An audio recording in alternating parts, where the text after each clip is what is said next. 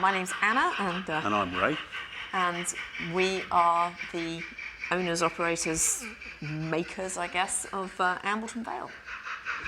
When the train first comes into view, it comes in underneath a road bridge, and then fairly soon it gets to, as it passes the level crossing, it passes a race course, and you see just the edge of the race course and the grandstand and the horses getting ready to run the first race. Then there is a signal box. There's a crossing keeper's cottage near the race course. The stables, you see all the sort of background where the horses are being unloaded for the race course. Signal box and... got a coaling station then. Yep. And a diesel filling up point. And then we're off into the station.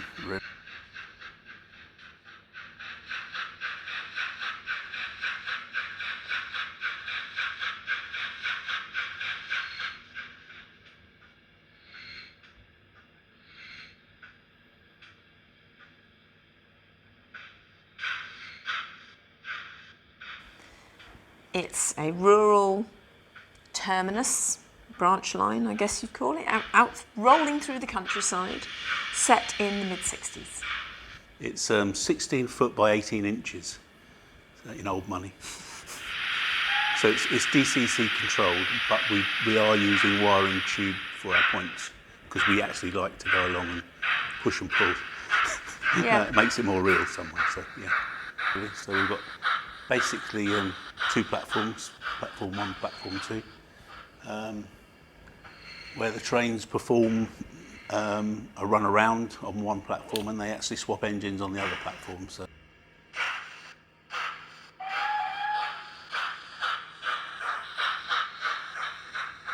As a child, I had a model railway. It was probably my father's. It was a TT at the time. It used to run around my bedroom. I then got back into it when I was about 30, which is still a long time ago, a little bit. Didn't do much with it. Hated being locked away in a room with a model railway and seeing nobody. And right up to date, since I've known Anna, we play as a folk band, and we actually played a set at Peakorama, and that sparked off us looking around some railways. And we realised that we both rather liked model railways. I never had a model railway when I was growing up, because when I was growing up it was the 60s, and although feminism was a thing, people still didn't really expect girls to like trains, and nobody asked me if I wanted a model railway. And it didn't occur to me to ask for one, but I realised when we were there at Peakorama looking at them all, how much I really rather liked them, and that percolated for a few years, and then we decided to build ourselves a coffee table railway because we don't have room in our house for a model railway, and that's really how it started.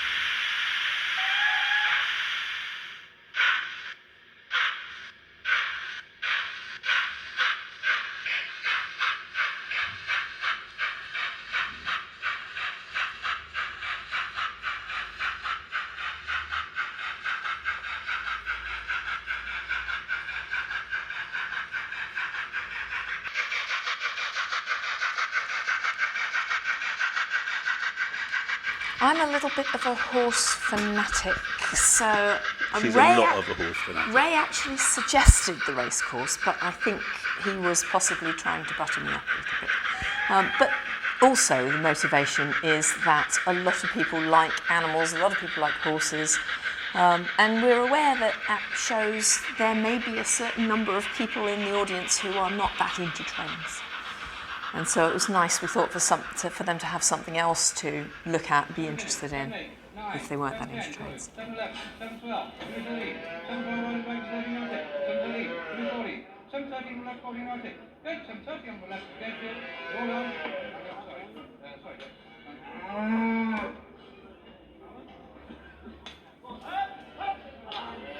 The next train leaving from platform 1 will be the 3:15 service to Newton, calling at Fordlow, Camber, Salegate, Sedgemoor and Newton East. Currently 2 to 1, number 3 the General 5 to 4, and number 8 Flying Scotsman 3 to 1.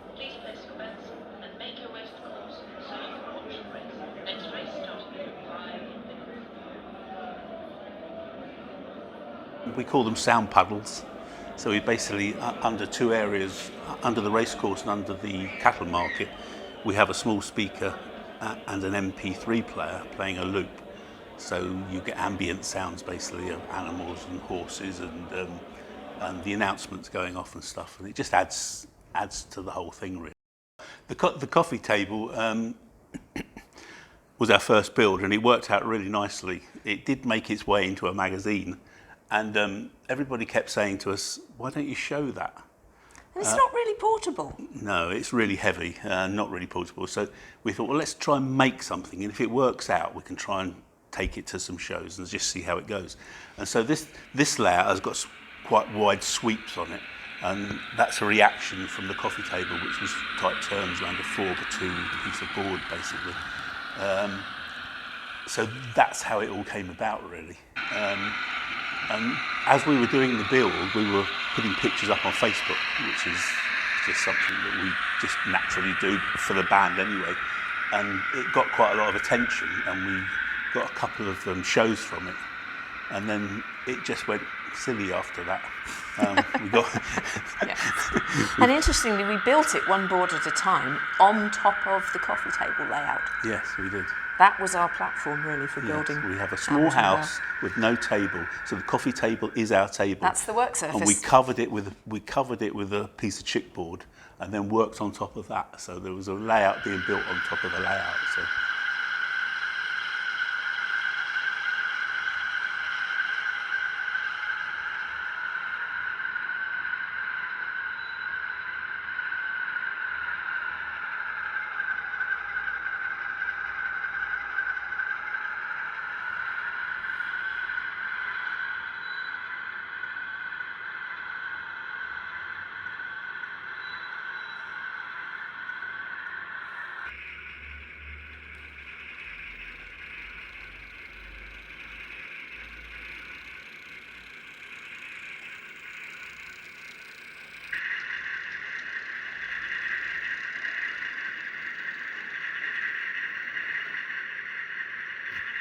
The Listerine cap became a water tank at the station. Yes, it did, and a wooden dowel.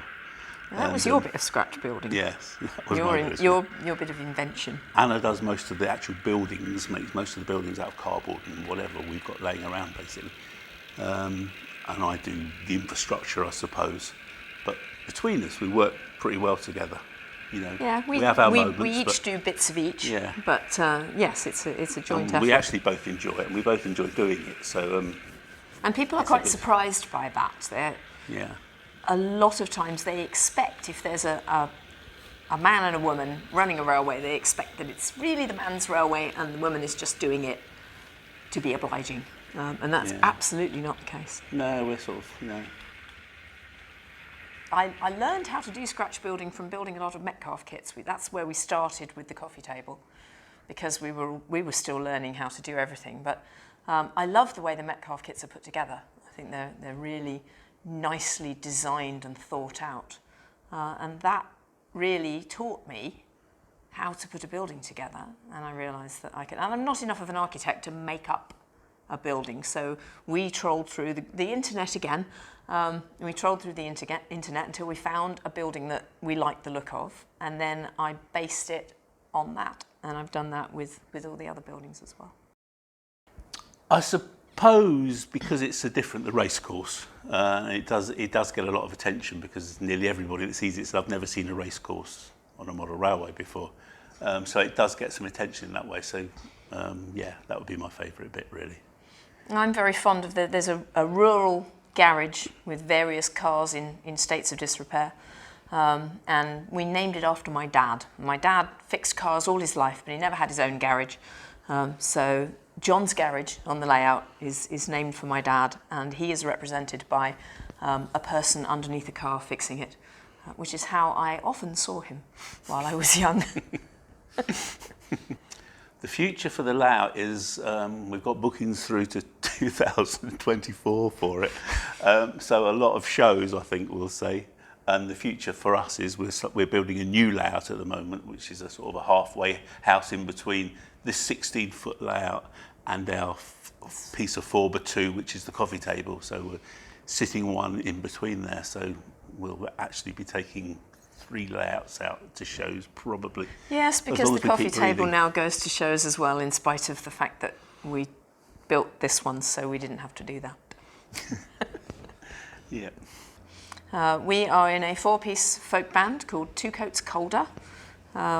We perform a mixture of our own original songs, some of which might be about trains, and borrowed songs that we just happen to like. It's Ray on guitar, me on a harmonium. We have a mandolin player and a bass player, and we all sing. Hey now, look at me here, 2 sore hands and a belly of beer, and a place to lay my head in fear, working on the railway. Hey now, look at me here, 2 sore hands and a belly of beer, and a place to lay my head in fear, working on the railway. Hey now, look at me here, 2 sore hands and a belly of beer, and a place to lay my head in fear, working on the railway. Hey